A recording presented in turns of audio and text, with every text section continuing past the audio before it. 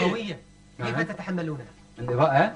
والله صراحة مهنتي تتطلب مني إني دائما أوقف أنا تحت الإضاءة القوية.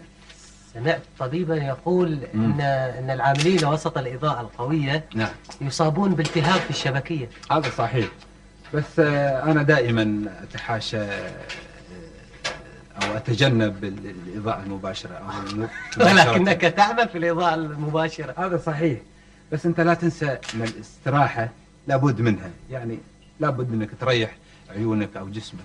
بعدين أنت حين قاعد تطالع وتحدق، هذا أكبر خطأ. يعني التحديق بالإضاءة القوية هذا خطأ شائع معروف. كان الله في عونك. الله يخليك، شكرا. يعتقد الناس أن مهنة الممثل سهلة. والله لكل مهنة متاعبها. صحيح. شكرا. يا أستاذ محمد مكان الأول.